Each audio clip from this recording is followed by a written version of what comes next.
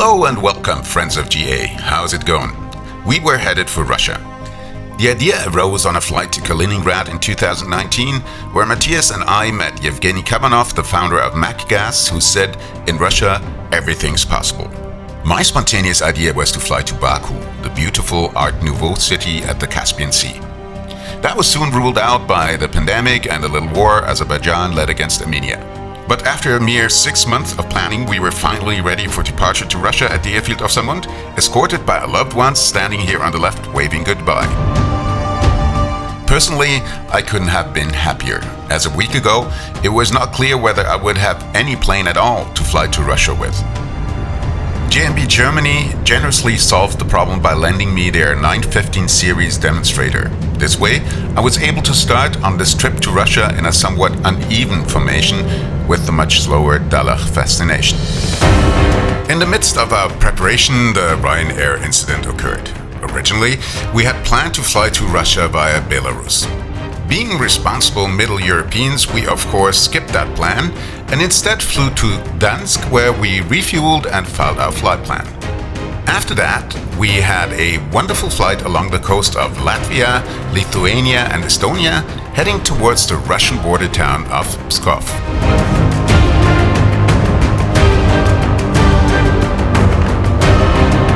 Whereas during our departure in Berlin, the conditions were more or less chaotic, the flight across Poland developed more and more into a Baltic cloud dance.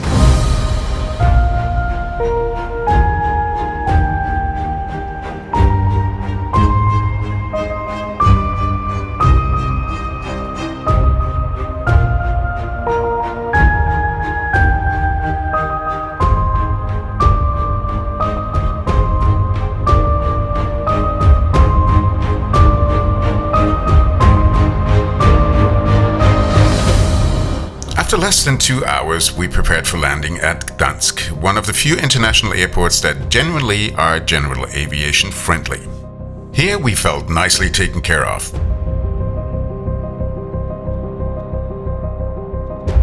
There was a little upheaval about our flight plan and I was summoned to the briefing office, but this was quickly resolved by changing the points of entry into the control zone of Riga. No big issue.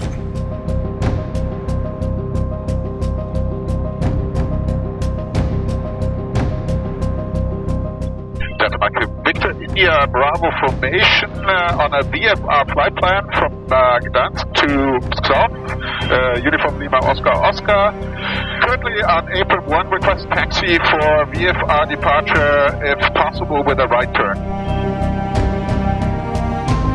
Delta India Bravo, copied before taxi. Are you ready to copy clearance? Yes, we are ready to copy clearance. Delta India Bravo, you are cleared for VFR flight in control zone. Maximum altitude 1,300 feet. After departure runway 29 right, turn to November, then Mike Squawk 7000, information Kilo QNH 1018. Taxi via Lima Alpha, holding point Alpha 1.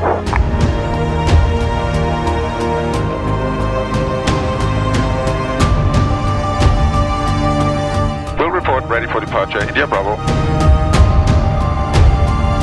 Bist du bereit? Ich bin absolut bereit. Delta Mike Victor India Bravo formation ready for departure. Delta India Bravo, line up runway 29er, and after departure turn right November, and then Golf, and then Comet. After departure, turn right via November and then Golf and then Comet. Delta Mike Victor India Bravo formation and lining up. Delta India Bravo correct, wind 300 degrees, 12 knots, runway 29er cleared for takeoff.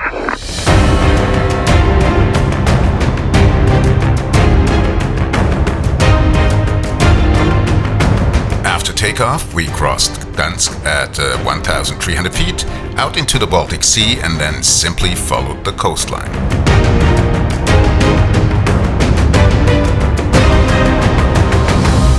In doing so, en route to Kaliningrad, we overflew, as we had already done in 2019, one of our places of longing, the Curonian Spit. With its seemingly infinite space, an endless sky, its sand dunes and beaches, It's a globally unique landscape.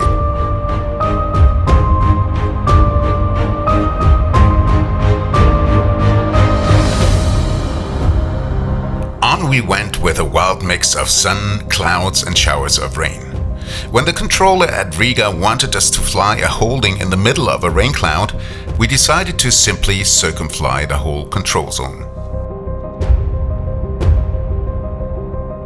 The rest of the flight was pretty downhill, if you don't count the constant dodging of rain showers. And after less than 3.5 hours after our departure at Gdansk, we prepared for landing at Pskov. We had actually made it to Russia.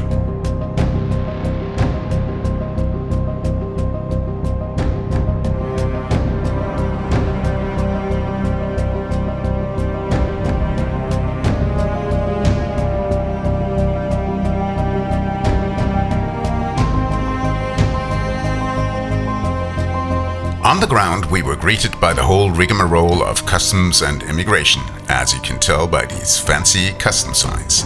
Even refueling worked pretty quickly and without problems. But as you can tell, the international airport in Pskov has indeed seen better times. Pskov was historically the most important town of the region.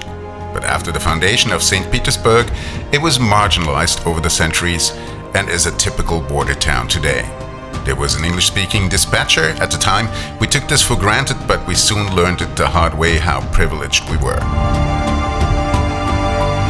So, nach wie viel Stunden Flug? Ich weiß es gar nicht. Zuerst 5,5. Erstaunlich schnell waren wir hier.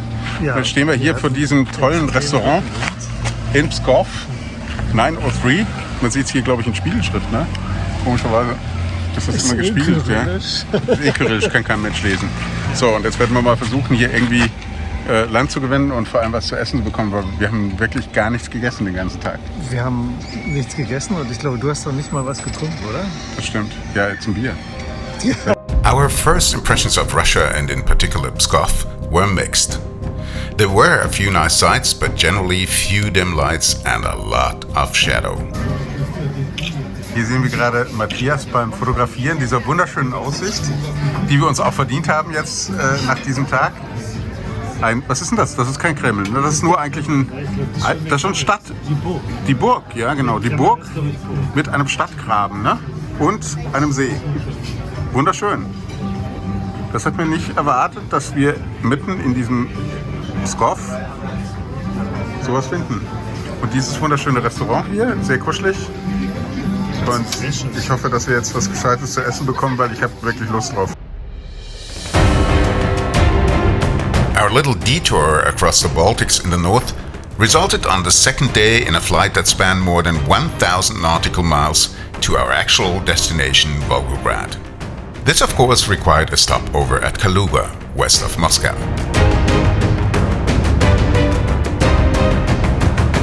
Finally, we arrived at Beketovka, south of Volgograd, close to sunset.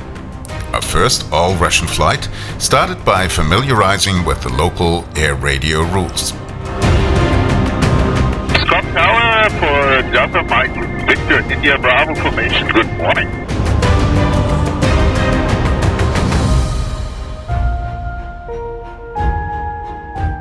Delta Mike Victor India Bravo Scott Tower. Good morning. Good morning. We're information of 2 ultralights on a VFR flight plan from here to Kaluga. We request taxiing for a straight exit of the control zone via Upnod.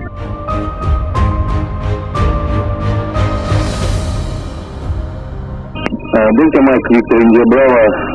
Roger, copy meteo information.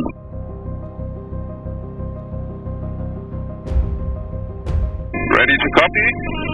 Delta Mike Victor India Bravo, runway 19, estimate surface friction good.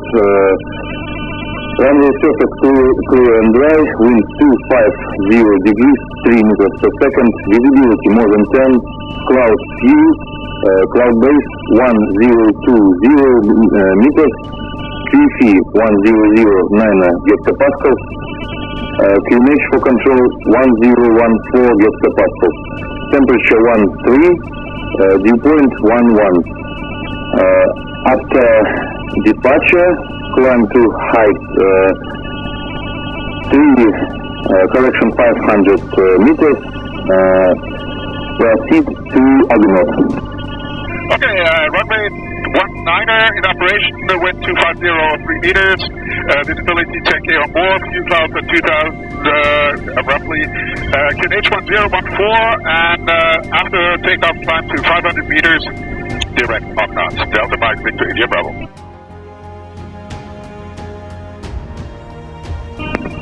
Delta Mike Victor India Bravo, Rebecca.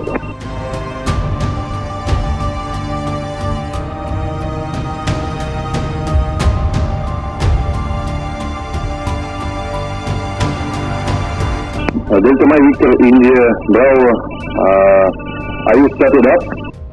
Yes, we're ready for departure. Delta Mike Victor India Bravo, taxi to holding point via taxi Bravo, runway 19er. Taxi to holding point 19 via Bravo, India Bravo. Автобуска, еще раз доброе утро, Руслан 961. Да, подхожу к картовку, снижение до сотого эшелона.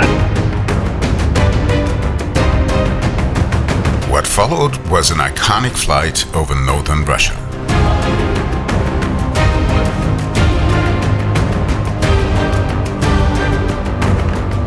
Given the flight distance, the weather changed drastically, from Charlie to X-ray and back. To fly below low clouds, on the other hand, offers the advantage of really close exposure to the landscape. And what a landscape it was.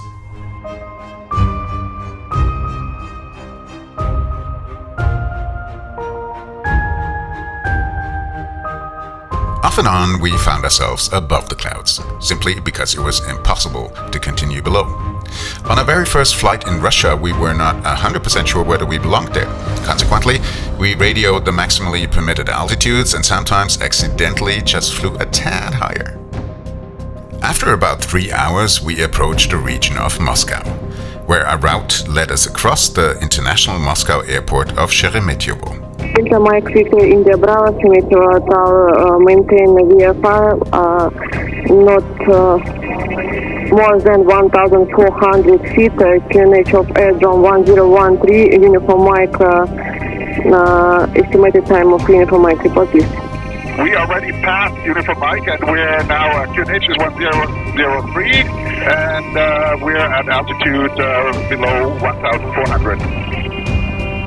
Delta Mike Victor India Bravo, report point Keda, estimated time of point Keda. Okay, Keda is about 4 minutes.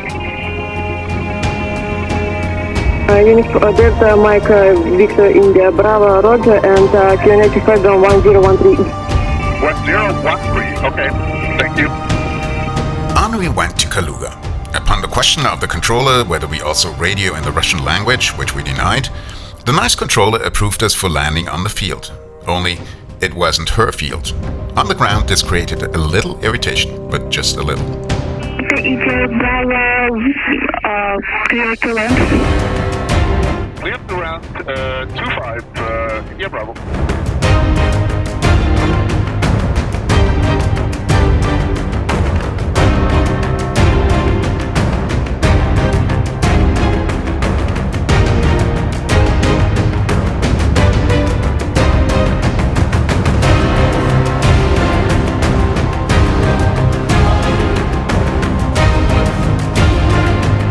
In retrospect, it would have been absolutely feasible to radio in English at Oreshkovo near Kaluga.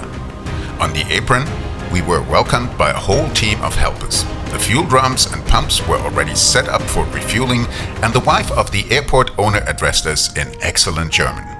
The joy over such a magnificent reception was mutual. We were marveled at and marveled back in return at all the things that this place held in store. Was schütten wir denn hier in den Tank? And marvel we did. In Oreshkovo there is Mansour, the airport bear. He arrived as foundling on the field and was raised by a pilot.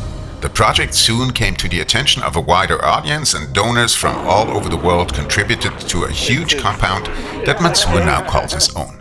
Finally, we were served original Russian samovar and sandwiches. Oreshkovo airfield was the only one on our journey where we could feel the general aviation life pulsating and where the passion to fly was in the air. Me helicopters, L-39 Albatros jet trainers, and the restoration of historical passenger planes were part of the routine. This historical Lisunov Li-2 was recently flown here.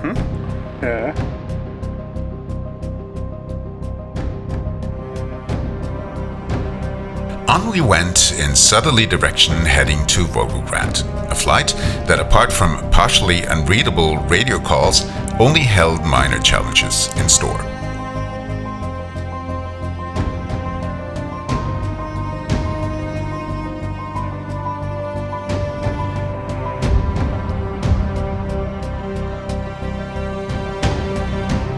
The weather became increasingly better and warmer, and the fields beneath us became more and more fertile, until they slowly turned into a steppe-like landscape. Shortly before the control zone of Volgograd, which we overflew, we spotted the Don River. Here, it is only a few dozen kilometers apart from the Volga. The agricultural airfield Beketovka is situated directly at the border of the control zone of Volgograd. We arrived shortly before sunset and assumed an uneventful landing as the strip was labeled as asphalt on our map. The reality of course proved different, and we were both very lucky to touch down on the first 100 meters of this runway. The rest was covered with deep potholes, making it unavoidable to slalom our way off this beast. The romantic sunset couldn't conceal that our situation was not nearly as idyllic as it may seem on these pictures. In a moment of aggravation, I called Yevgeny, who told me that the field was the only one in the region that allowed for refueling with Mogas and therefore was without alternative. We bravely bore our fate and waited 2.5 hours until we finally got a taxi that drove us to our hotel in Volgograd. The next morning, we went to see Rodina Matsovyot, the impressive monument that commemorates the Battle of Stalingrad. Rodina Matsovyot means Mother Russia calls. Maybe it is because there is a female figure at the core here, but the monument is far less martial than expected. With its authentic representation of human sufferance, it had a deep emotional impact on both of us.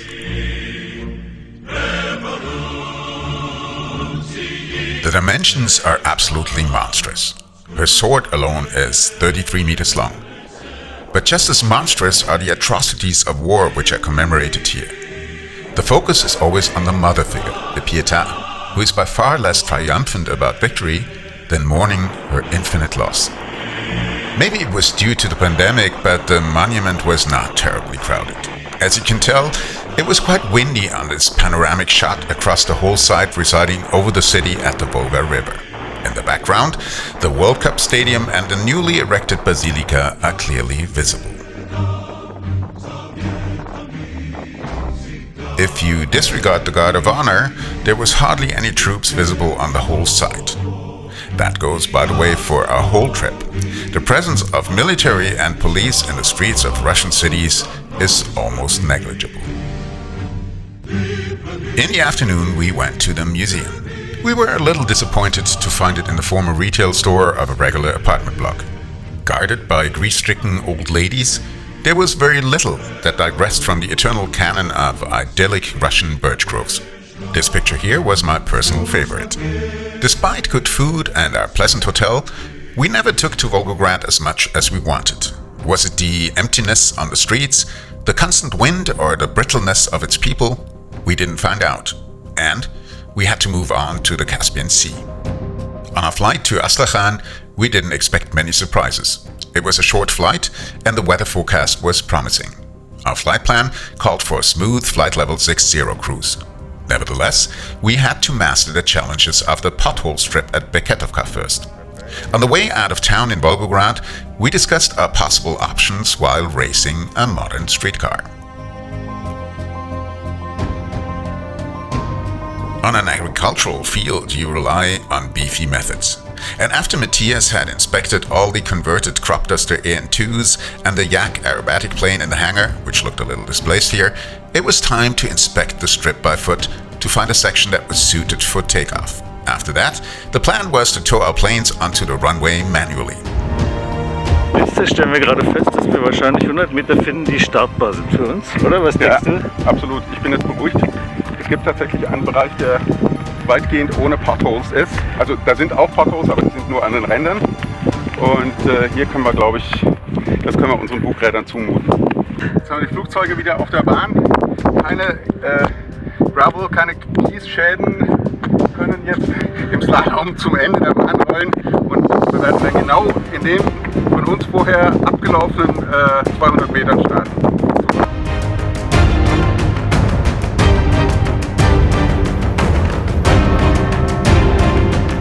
Like at many airfields in Russia, we had secret plane spotters during takeoff.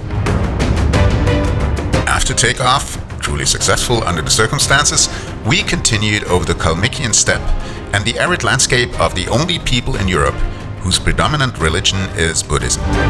Although we were cruising at flight level 60, we had problems to maintain radio contact with Rostov control. The solution was a relay by an airliner of Turkish Airlines, with the support of which we were directed to our alternate, the international airport of Astrakhan. After our little dispute with Yevgeny, we decided to take no further risks in respect to our landing strips. Since there is no avgas on international airports in Russia, this meant that we had to fly both legs to Astrakhan and later on to Krasnodar with only one refueling. Here we see Matthias on a really high approach. This is due to the fact that all airplanes must comply to a 3-minute spacing in Russia. Consequently, he was requested to orbit multiple times and cleared for landing at the most inopportune moment. Nevertheless, he is looking good here. The airport of Astrakhan was the first one on our trip to Russia so far that carried the attribute international, rightfully so. Wie fühlst du dich hier nach der erfolgreichen Landung in der am weitesten entfernten Destination, ne, von unserem ganzen Trip? Ich fühle mich heiß, Ja. happy und ja, ganz zufrieden, dass es alles gut Ja. funktioniert hat. Und erstaunlicherweise ist hier ziemlich viel los, ne? Also hätte man nicht gedacht, dass so weit, so nah an der kasachischen Steppe so viel hier an Fliegern unterwegs ist. Russline und was haben wir hier? Auch moderne Flugzeuge, ne? Ja, das ist alles modern. Richtig modernes Zeugs. Hier ein sehr netter Controller. Dobry den. We had actually made it to the Caspian Sea. After the mandatory victory poses in front of the passenger terminal, we headed for the town, which received us with a southern flair but was unexpectedly clean and tidy.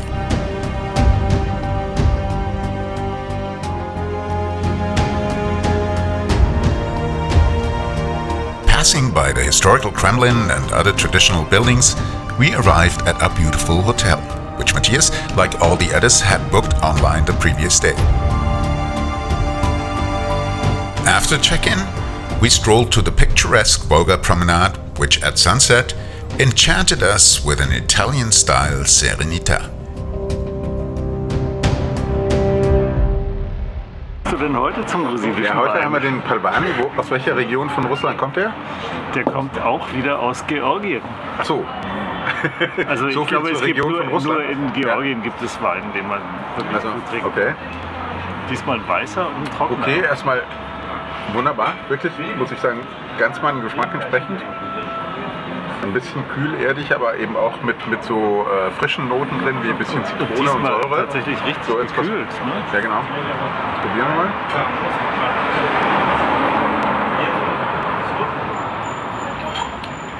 Ja, da muss ich jetzt sagen, das wäre für mich wieder eher vergleichbar. Ist gut. Das wäre für mich wieder so vergleichbar mit so einem italienischen Lugana, so was man schnell trinken kann zum Essen. Ich probiere mal. Genau. Also nicht sehr gehaltvoll, nicht ansatzweise. Wenig Charakter, genau, aber man kann gut trinken. Genau. Ne? Ja, genau. Und der Alkoholgehalt, ich probiere mal, 12%. Stimmt 12%? auch. Stimmt. Genau. Stimmt. Sonst müssen wir ja so viel bestellen.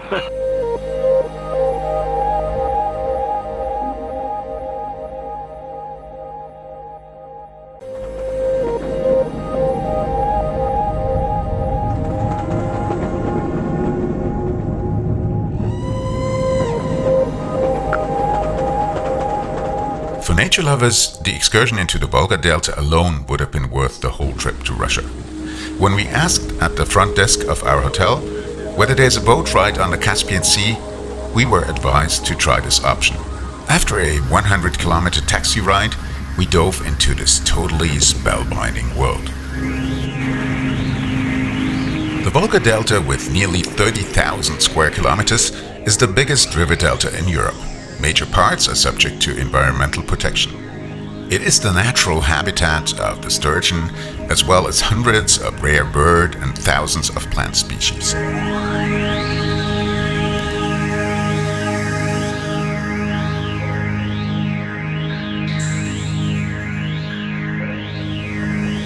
The most amazing phenomenon of the delta, though, are square kilometers of floating lotus flowers. The enchanting beauty is only surpassed by their bewitching perfume smell.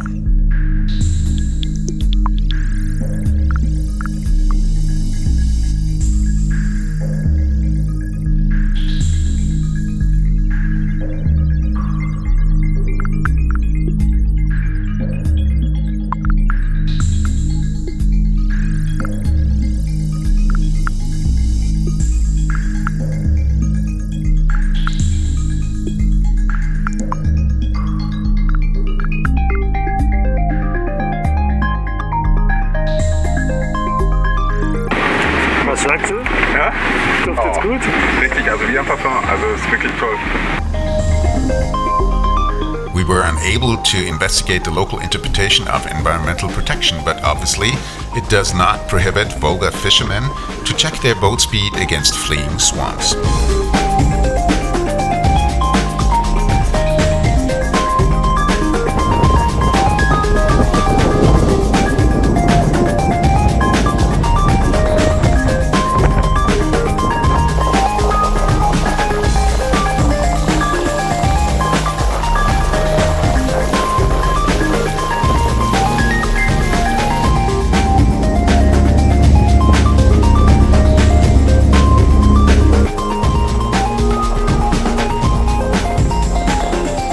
After about 3 hours, we came back from an excursion that, while bewitching us with its nature enchantment, even let our aviator heart jump a little higher. What followed was a local meal with dishes of everything that this overabundant region has to offer.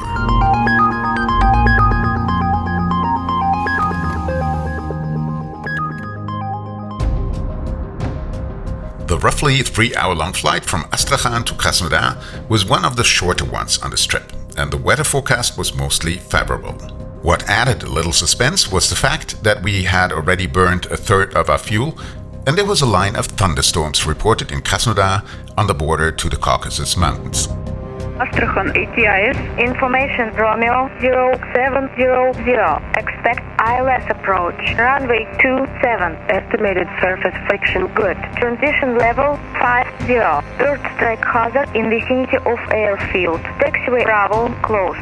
Wind 210 degrees to maximum 5 meters per second. Cable temperature 29er. Viewpoint 13. QNH 1013 hectopascals. QSE 761 millimeters. 1015 hectopascals. No sick. Arrival 2 Bravo. Acknowledge information Romeo. Aslan Tower for Delta Mike Victor India Bravo formation with information Romeo. Delta India Bravo, stand by, we'll check information including your flight plans. Okay, standing by.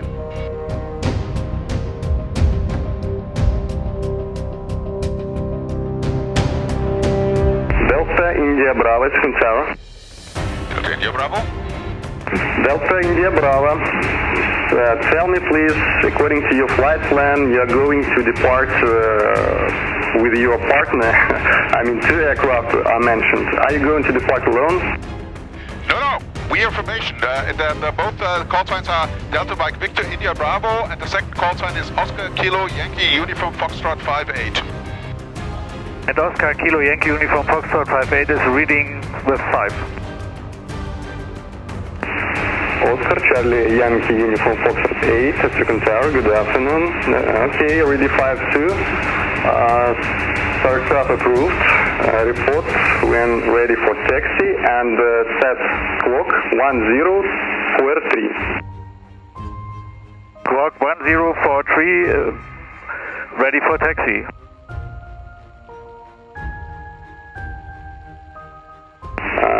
Who's going to taxi first? Oscar Kilo Yankee Uniform Foxtrot is taxiing first.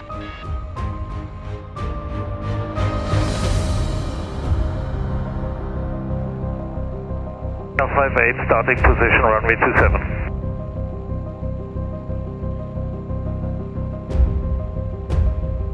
Oscar 58, runway 27, cleared for takeoff.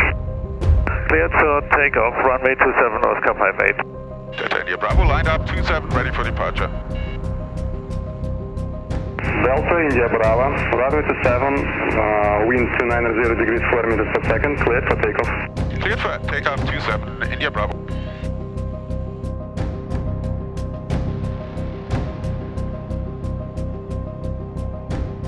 International airports, when it comes to runway conditions, have a clear advantage.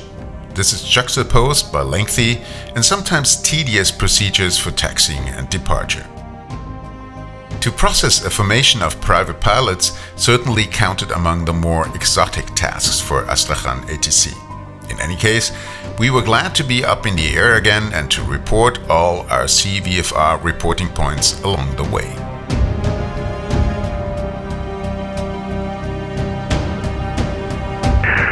Delta Mike Victor India Bravo, African approach. India Bravo, loud and clear. Delta Mike Victor India Bravo, confirm after Uniform Papa you are going to proceed to Bosa. After Uniform Papa, we go into Echo Lima India, Haley. Delta Mike Victor India Bravo, Roger.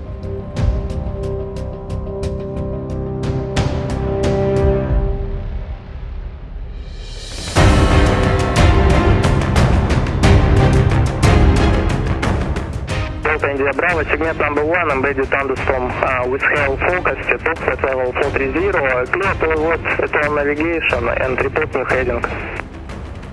I still didn't understand it. Can you repeat slowly, please? Delta India Bravo, segment number 1, embedded thunderstorm with hail focus, top flight level 430.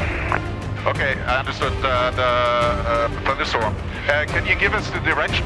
Is it effective for our route?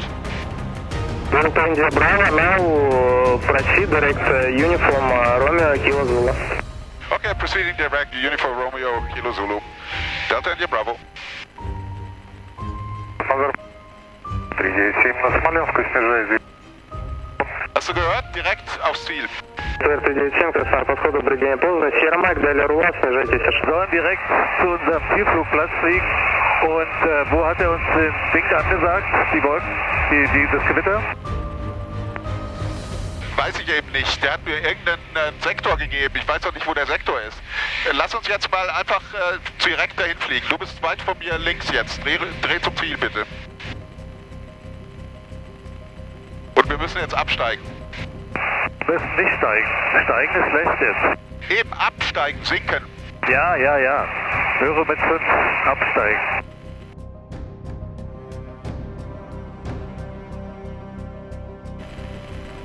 Azimuth Tower for Delta Mike Victor India Bravo formation. Delta Mike Victor India Bravo, good day, azimuth. Surface wind 240 degrees, 3 meters per second, runway use 25, QNH 1010 hectopascals, clear to strike in visual approach, runway 25, on final report. Okay, cleared for visual approach on 25 on a QNH of 1010, and we'll report the final for 25, India Bravo. Hast du mitgehört? Oscar Kilo Yankee Uniform Foxtrot 58, I'm the number 2 of the formation and will be for landing also number 2.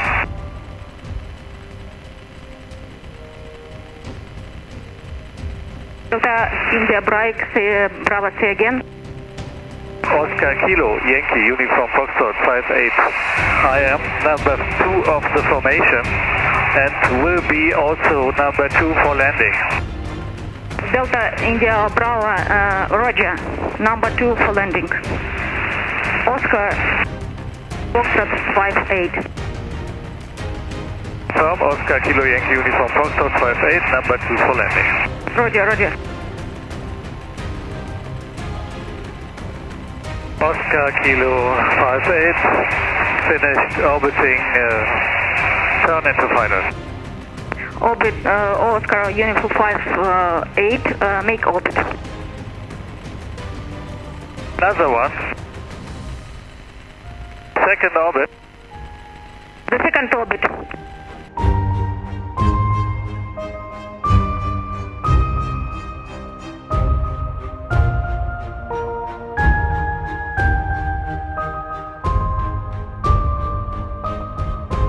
On this flight, we almost got close to getting a little nervous, but luckily, we escaped all the thunderstorms.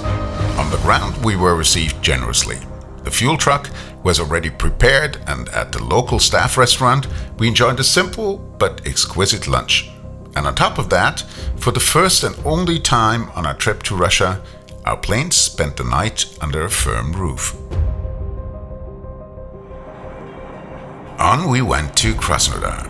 Even at first glance, it is clear that the city is one of the prosperous metropolises of the south, a sportive economic contender for the traditional capital of the south, Rostov-on-Don.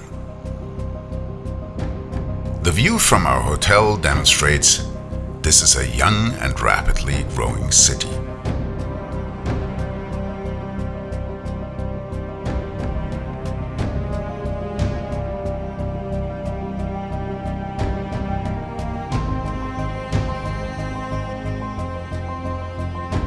On the horizon, we are greeted by the first chain of mountains of the Caucasus, which frames the city in the south.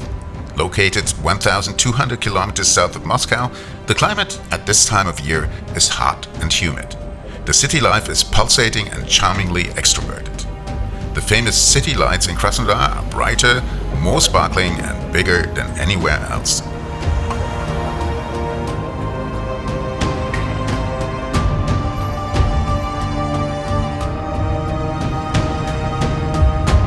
The streets are packed wherever you go. There are tons of inviting bar districts in tiny little side streets. The shops are open at night, and on the perfectly straight streets that run in perpendicular grid, muscle cars are dueling until late at night.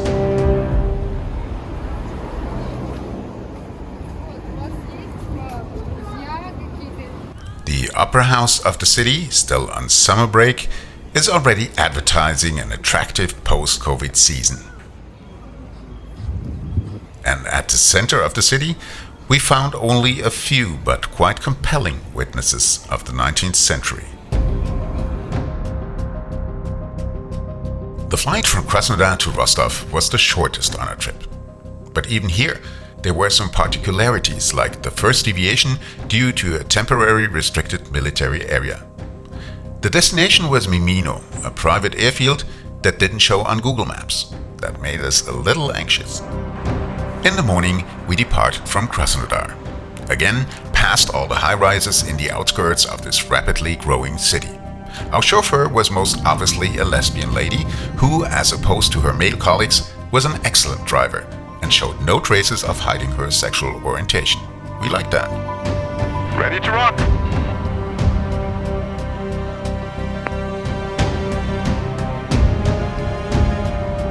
Delta Mike Victor, India Bravo formation, taking off runway 25. Delta India Bravo, cleared for takeoff.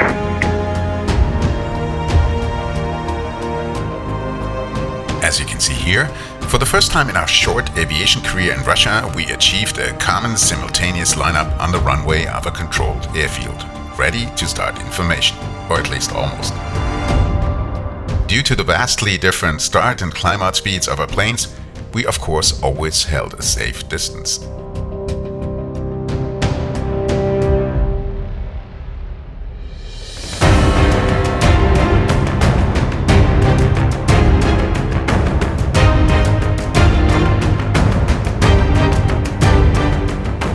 Radar for Delta Mike Victor India Bravo formation, good, noon.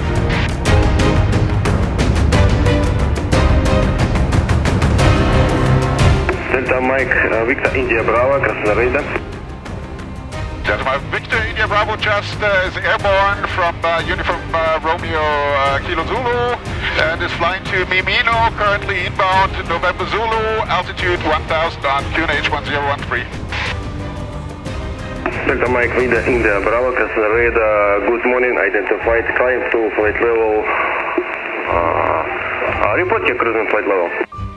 Currently 1000 feet on 1013, but our flight plan pitches for flight level 60. Okay, Delta India Bravo, climb to flight level 60.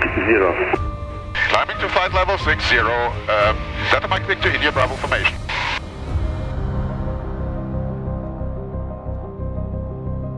When approaching Mimino, we almost missed the airfield because the Rostov approach controller just didn't want to understand that we were already closer than 1 minute to the field.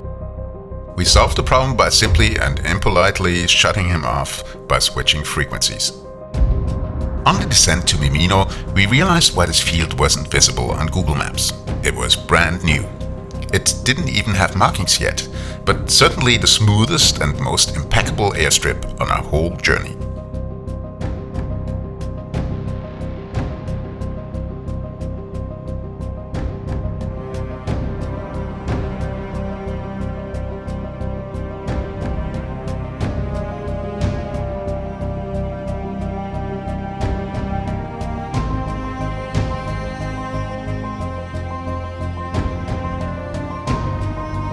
Georgiou, the founder of Mimino, is not only piloting his Malibu, but in his day job, a capable building contractor with family ties in Germany. At Mimino, he's planning an air park with 50 hangar houses, a supermarket, a conference hotel, and diverse attractions like swimming pools, bowling, and restaurants. Rostov is located at the western Don riverbank and has an impressive skyline. At first glance, it is not evident that this thriving city is falling behind Krasnodar economically. Particularly also because it seems to have grown more organically and less explosive. And the hotel clerk made sure that all we were suffering from was a travel bug.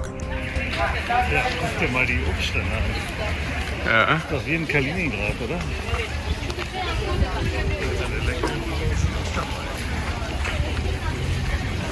Wunderbar.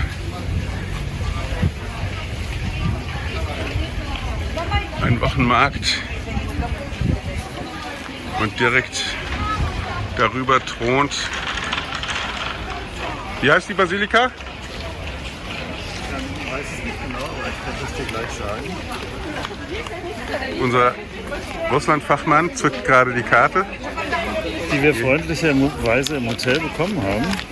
Ja, und er sagt war uns. Die Nummer 12. Und die Nummer 12 ist die. Ja. Ne?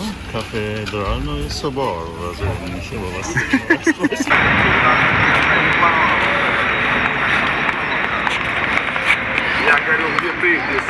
So, Christian, hast du dich vorbereitet auf den Gottesdienst? Ja, natürlich. Ich habe schon 3 Vaterunser und einen Maria, wie heißt das? Maria vergelt's Gott? Ne, so irgendwas. Oh. Ein Ave Maria. Ein Ave Maria, genau. Ein Ave Maria gebetet und jetzt bin ich bereit für den Chinambuli-Klang, also den Klang der wahnsinnig tollen orthodoxen Glocken. Leider haben wir jetzt gerade 11 Uhr, das heißt in der Stunde ist wahrscheinlich das große Feuerwerk und jetzt wahrscheinlich nur so ein kleiner Vorbote. Die Kathedrale oder die Basilika vielmehr ist riesig, sehr typisch natürlich, ohne Langschiff, wie bei uns. Alle Kirchen haben ja bei uns ein Langschiff mit mehreren Seitenschiffen, hier haben wir ein Kreuzschiff. Gewaltige Dimensionen, aber insgesamt quadratisch praktisch gut. Und immer, das haben wir jetzt auch festgestellt, bei jeder Basilika der Glockenturm separat. Also nicht auf der Kirche, sondern neben der Kirche. Was für einen Sinn hat es? Weiß ich nicht.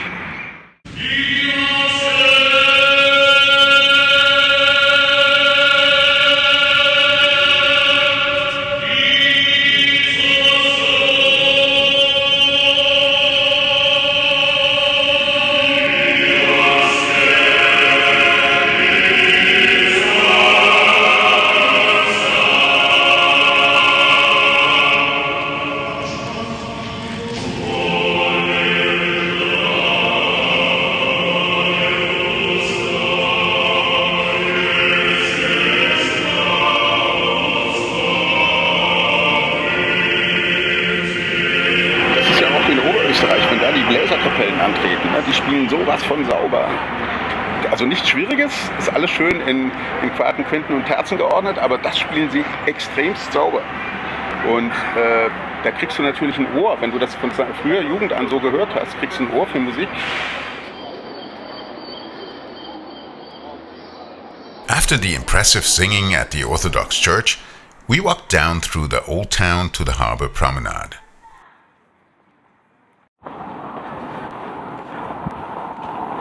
Wahnsinn. Da wachsen schon die Pflanzen. Around noon, there were many tanker ships entering port, which all seemed to be of the same type. So, jetzt probieren wir hier einen russischen Superlift über die Brücke am Don aus. Noch sehen wir nichts. Hier links. Aber hier sehen wir was, genau. Hier erheben wir uns über den Don.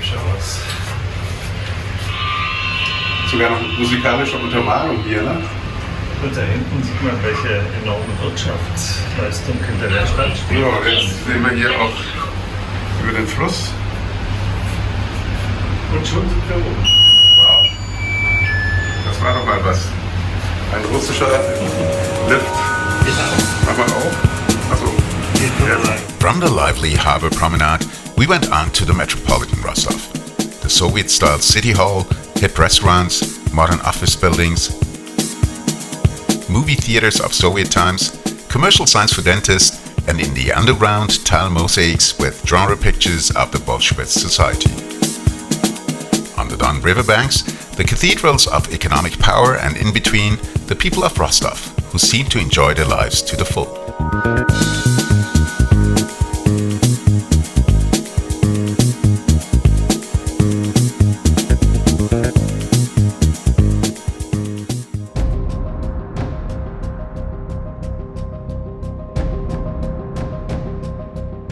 After 2 days in Rostov, we resumed our actual travel motto, to travel the iconic Russian cities along the Volga, and continued by flying to Samara. Saratov, which had originally been a destination, was downgraded to a stopover in order to have one more day at Samara. Both flights led along the river Volga and frequently offered great views of this amazing landscape.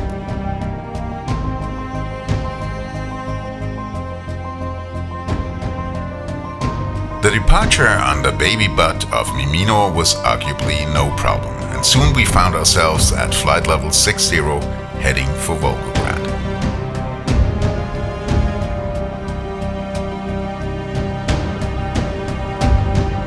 Our Skydemon maps were officially still in an experimental state. It is therefore a confidence-building measure to occasionally look out the window for a reality check. Delta Mike Victor India Bravo, turn right heading 080. For information, traffic is departing from our airport. Turning right 080, Delta Mike Victor India Bravo. A traffic-related deviation over the international airport soon after proved to be an invitation for sightseeing over Volgograd. Delta Mike Victor India Bravo, resume on navigation, direct radon, magnetic track 019er, distance 122 kilometers. Resuming on navigation, direction Rodon, India Bravo. And as seen here, Matthias took the opportunity to shoot some virtuoso teleshots of the Rodina Matsovyot monument. We continued Volga upstream over one of the rare sandstone elevations in this otherwise completely flat landscape.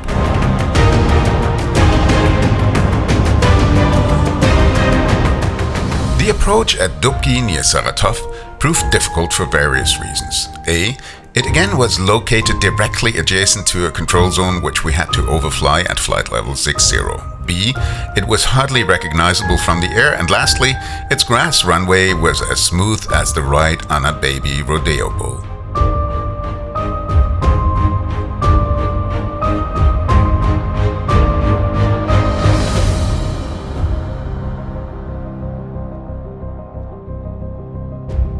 After landing, we realized Dubki is a field for parachutists of the Dozaf, the paramilitary sports organization of Russia.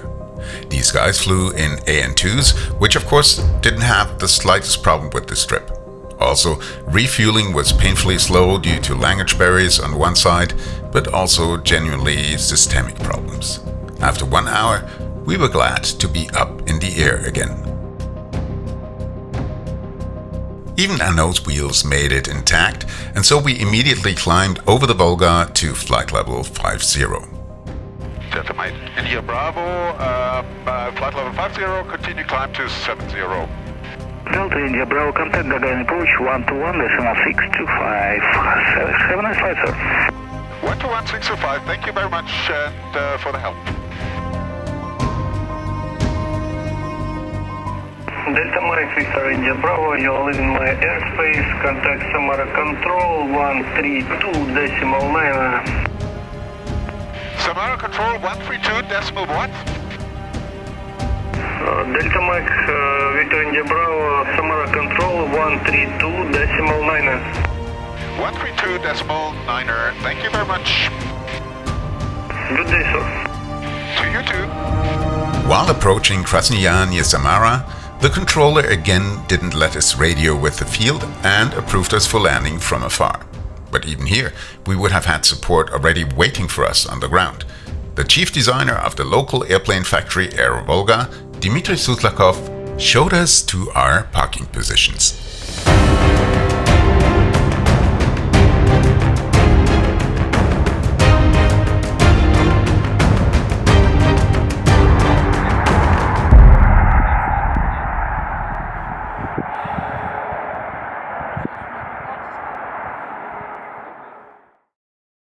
Ja, das ist jetzt schon fast das Ende unserer Reise.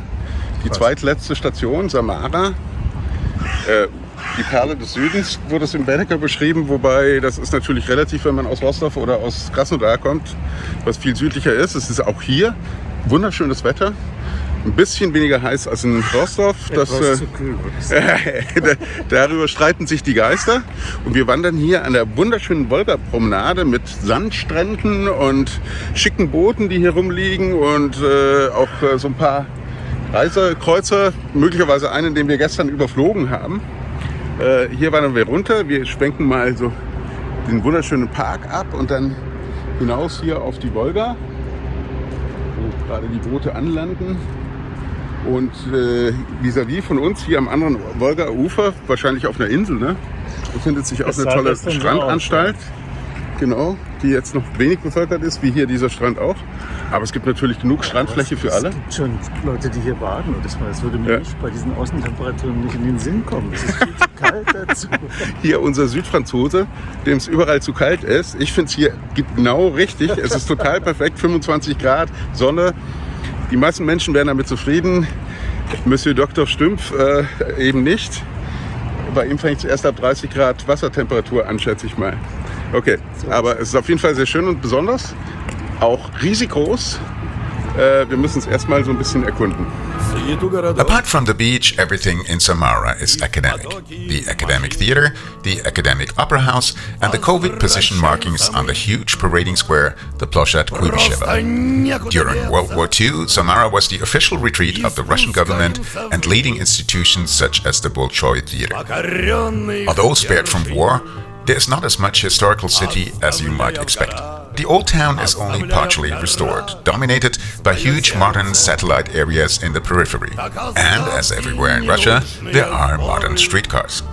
Ja, das ist hochgradig interessant, hier sozusagen unsere Allgemeinbildung zu erweitern in Samara. Wir waren schon sehr erfolgreich, unter anderem zum Beispiel mit lutheranischen Kirchen oder einen jetzt noch bevorstehenden Besuch des Kubienski-Palastes.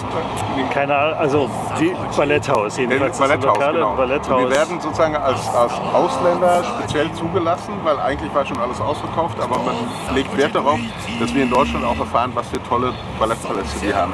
Und jetzt haben wir endlich die tolle Flaniermeile gefunden. Und die lange gebraucht. War und wir alles, was wir gefunden hatten, sahen nicht wie Flaniermeile aus, aber das hier, muss man sagen, wird dem Anspruch gerecht.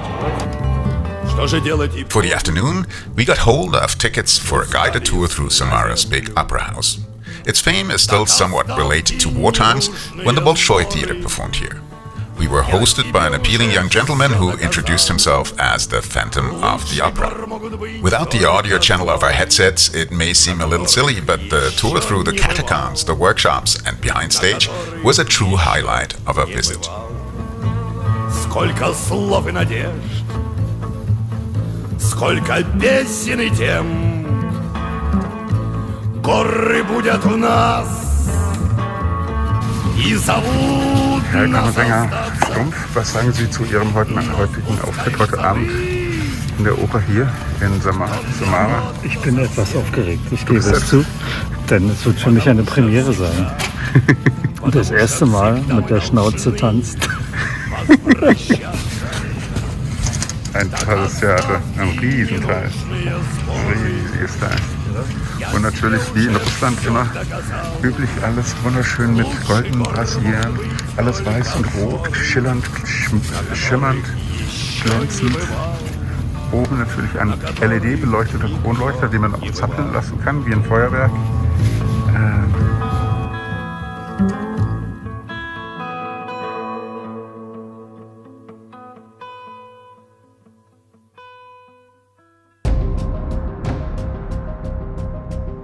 Off we went to the last destination of our trip, Kazan.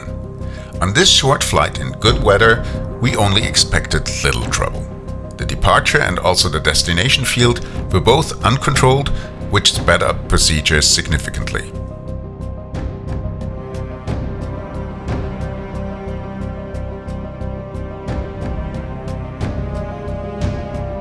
We departed at Volga in Krasnodar, where half the staff came to watch us leave.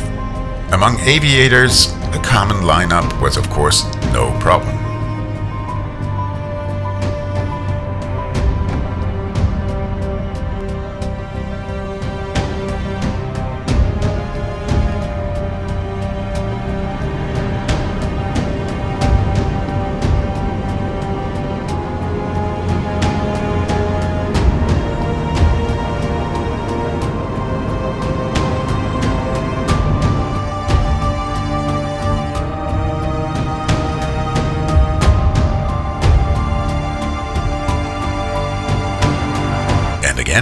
Like on so many previous flights, we were gliding over the majestic Volga River. Its gigantic dimensions exceed those of the biggest inland lakes in Central Europe.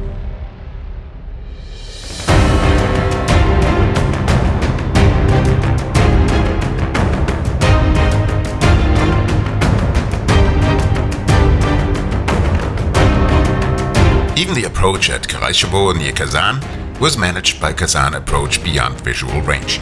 Meanwhile, we had arranged ourselves with a strange procedure. Given the very low traffic density of general aviation in Russia, it was actually never a real problem.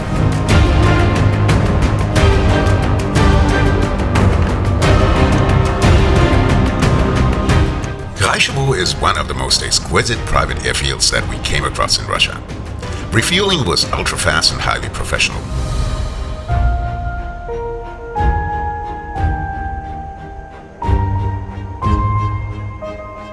In the background, we can spot the country club-like clubhouse on the apron, where we were invited to coffee and cake after landing. But Krasnodar is even topping this by its own open-air museum. With its collection of L-39 Albatros, diverse MiGs and Sukhois, it's one of a kind. Then we were heading for Kazan, the capital of the Autonomous Republic of Tatarstan. The implications of this autonomy in terms of aesthetics and prosperity were already evident on the big access roads into the city. Big parts of the historic city center are World Heritage, and also here, as in most parts of Russia, food is fantastic. Also hier auf der Ulica Baumanskaya in Kazan, einer der schönsten Städte, die wir überhaupt gesehen haben auf dieser Reise. Die schönste bislang, die schönste, ja. Das war so. Total erstaunlich, weil es ja auch die letzte und wir dachten, naja, fliegen wir halt auch noch dahin. Aber das war jetzt wirklich der Hauptgewinn, weil wie man hinter uns sieht, sind wir hier in einer echten Fußgängerzone mit wunderschönen historischen Häusern, die also quasi sich über schätzungsweise 1,5 Kilometer mindestens erstreckt. Wir können es ja mal umdrehen hier. Dann sieht man, was hier alles Schönes ist und vor allem zum Beispiel hier, wenn wir noch ein paar Schritte zurückgehen, haben wir hier die wunderschönen... Kirchenschule. Eine Kirchenschule? Steht dran, ja. Kirchenschule? Verkaufmeier Lachbar. Ah, nee, Schule? Nee, Lachbar heißt die Schule. Wir schlagen nach. Auf jeden Fall, genau. Also vielleicht ist ja ein Kloster oder so. Es sind übrigens relativ viele Klöster, auch bei den Basiliken. Das war ja auch so in Rostov, ne? War da richtig, das war ein Areal, diese wunderschöne Basilika. Hier sieht man ja nicht nur Klöster, sondern Moscheen, wenn es noch bevorsteht. Genau. Denn hier sind alle großen Religionen vereint in dieser Stadt und offensichtlich ziemlich friedlich. Ja, genau. Und das schon seit langer Zeit. Und auch im Kreml. Also die Moschee und die Basilika Kreml, stehen im Kreml, also im Machtzentrum. Das ist für unsere Vorstellungen eigentlich fast unvorstellbar. Ja, und nicht das möglich. Genau. Ja. Und jetzt gehen wir hier weiter auf dieser wunderschönen Straße, die man hinter uns sieht. Und versuchen eben diese berühmte Moschee zu finden im Kreml. Passing the Winter Circus, we continued to the Kremlin of Kazan, where the Cultural Reef Mosque greeted us from afar with its azure blue cupolas. Also here in Kazan there is an inclined tower, the Syunbike, built in the 17th century and currently with about 2 meters of vertical inclination.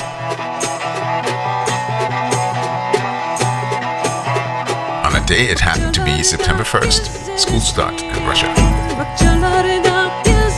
The president of Tatarstan resides in this très chic villa situated between the inclined tower and the Annunciation Basilica. This cathedral from the 16th century is certainly one of the most beautiful and authentic that we got to see on our trip. Its iconostasis, with its cassette-like design, is one of the most beautiful I know.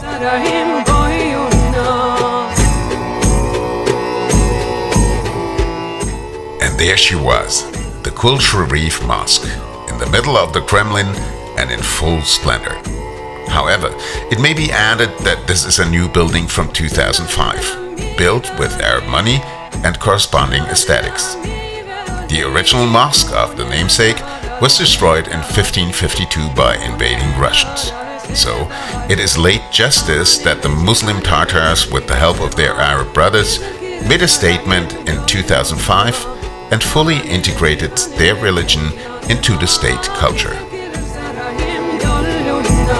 In many travel guides, Kazan is described as a pearl of architecture. That's not nearly an exaggeration. However, it is not the historical substance alone, but the obvious attention for and curation of it that elevates the city in one league with Moscow and St. Petersburg. No other city on our trip was even remotely comparable in this regard. We also came across this jewel, the House of Printing. In my opinion, an ideal synthesis of Bauhaus style and the streamlined aesthetics of the 30s.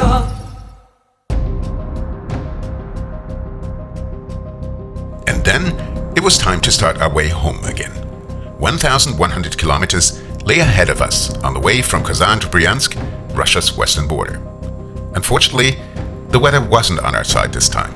Worse still, Moscow airspace was closed due to military exercise, making it impossible as planned to fly around the system slightly to the north behind the front. So, we were forced to face it.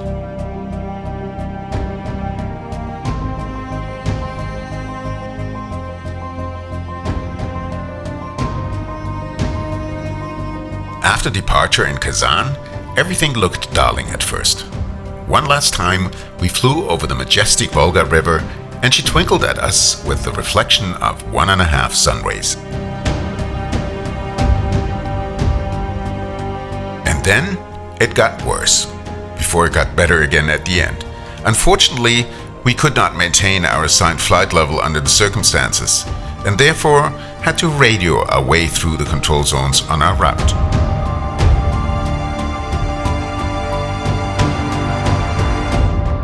Don't believe the myth that there's nothing to see in bad weather.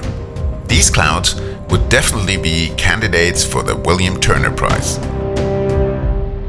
Apart from the sometimes poor visibility, we were lucky with the cloud bases, which, unlike on our first flight, never quite extended all the way to the ground.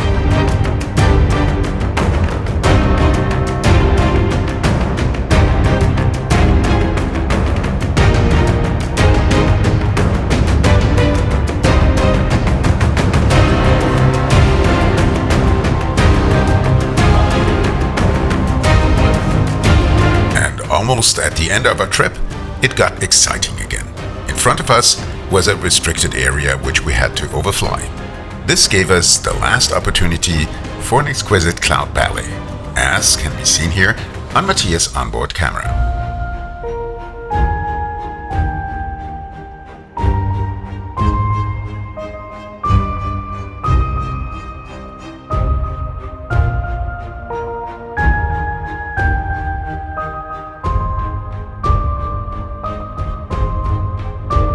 After 5 hours 16, we had made it. The airfield of Bryansk lay ahead of us. If you listen closely, you can hear a little bit of my relief in my chanting. Bravo, ready to land, airfield in sight, going into right base for 3-4.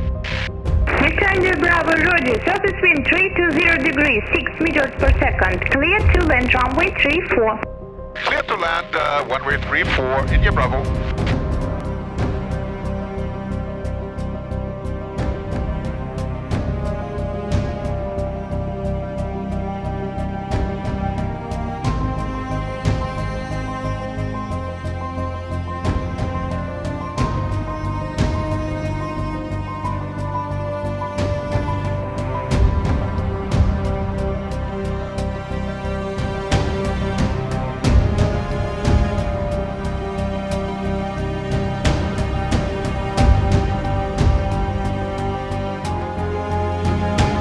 At Bryansk, the weather was much better than before, but in return, the wind was much stronger, a circumstance that would keep us busy throughout the next day.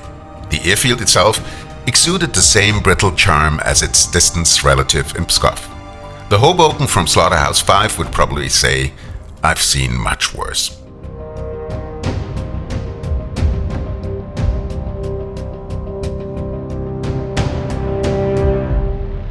Was sagen wir jetzt nach diesem ereignisreichen Flug? Ich kann noch gar nichts sagen. Ich kann auch noch nichts sagen. Wir sind eigentlich völlig platt. Wir haben es schneller geschafft, als wir gedacht haben. Und das Wetter war nicht gar nicht so schlecht. Wir hatten das war aber schon. Es wird besser, aber es war schon. Phasenweise grenzwertig. Das wird man vielleicht später mal sehen. Genau. Und das Verföhn über meine Stirn. Frisch verföhnt, alles hier. Es ist auch im Gegensatz zu Kazan ist richtig kalt. Hier, obwohl das ja viel weiter im Westen liegt, eigentlich ganz im Westen. Aber hier gibt es echt nette Leute, die uns helfen hier. Super, die Jocks runtergelegt haben. Und jetzt begeben wir uns ins Hotel, genau. Und Matthias, wie fühlst du dich jetzt auf unserer hoffentlich allerletzten Taxifahrt in Russland? Ja, ziemlich gut. Aha. Ich bin gespannt und hoffe, dass wir das heute auch wieder gut schaffen, obwohl wir ein paar Probleme mit unserem Flugplan haben. Es gibt Karten, die wir nicht haben und also Punkte, die wir auch nicht haben und wir werden uns dafür überraschen lassen, wohin uns der Controller schickt. Genau. Im schlimmsten Fall sagen wir ihm unsere Punkte an und hoffen, dass er mit zufrieden ist, oder wir fragen ihn, dass er uns vectort. Und wir haben sogar die große Chance, heute noch die Ukraine zu überfliegen. Genau, ein Zipfel, ja, sehr unerwartet. Wir wissen nicht, warum wir so. Ja. Offensichtlich ist das Problem kleiner, als wir annahmen. Ja, aber abgesehen davon ist das Wetter prächtig. Es ist ein bisschen Wind, aber keine Wolken, ganz im Gegensatz zu gestern. Und darüber sind wir doch schon ziemlich froh, also würde ich sagen.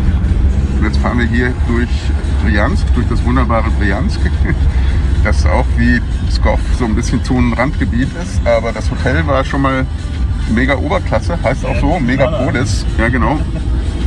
Das Bar haben wir gar nicht ausgenutzt, dafür haben wir beide Restaurants genutzt.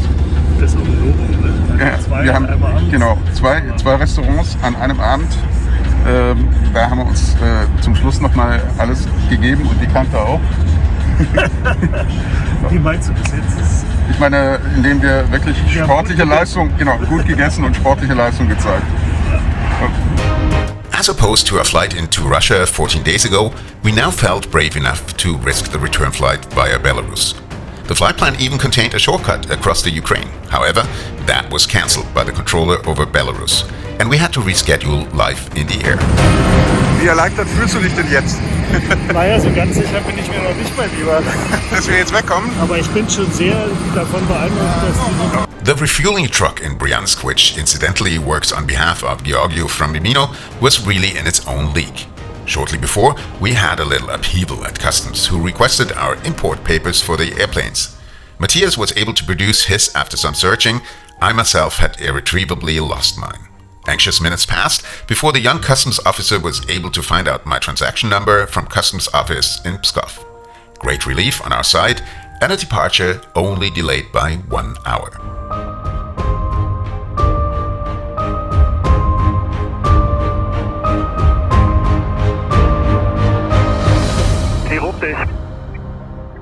Victor India Bravo. Delta Mike Victor India Bravo is listening. Contact Kaluga Control 134.5. 134.5, and what control is that again? Kaluga Control. Kaluga Control. Thank you very much. Bye-bye, have a nice day. As nice as this may look here, the wind wasn't our friend today. We almost constantly had around 60 kilometers of wind on our nose, and there were even more difficulties ahead. This is the Bravo, good information. Delta Mike Victor India Bravo. This is the Bravo. Would you tell me please the pattern of a beam of Golf Oscar Sierra Tango India? Negative. We don't have that in our flight map. We only have Berek, if that helps you. I'm very sorry that we don't have that point. We can't find it. We searched for it, but we cannot find it. And the only point we have is Berek, which is Bravo, Echo, Romeo, Echo, Golf. Okay, I understand your information. Report please, Plattenberg. Okay, I can even give you an estimate. The estimate of Berek is now 09943. And we report passing Berek. Say again, passing time? Right now, passing time is 09943, and we will report Berek. Delta Mike Victor India Bravo formation. Okay, thank you.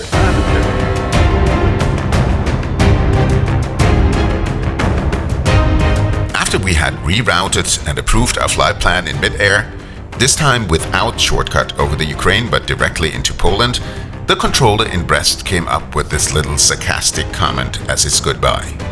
Do you know Mushki? Me, negative. Mushki, old Polish car, faster than you.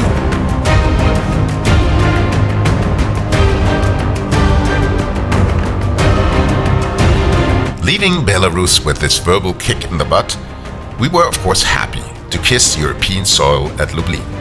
The airfield appeared very well equipped and welcomed us in excellent English. There's no place like home.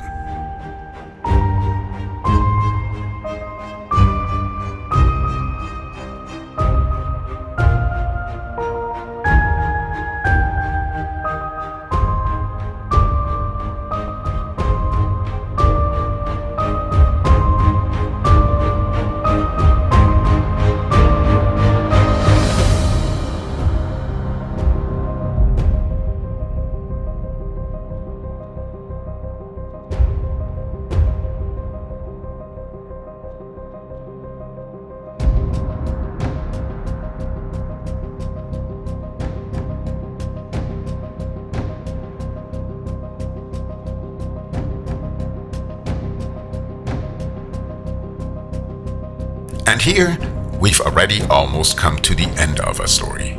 On the last flight to Zamund, there was only one minor mishap, because the controller at Lublin would not let us take off without flight plan. We then quickly fixed this online with the help of SkyDemon and almost immediately departed on an almost relaxed flight home. Almost, because the headwind made it a little tight with sunset.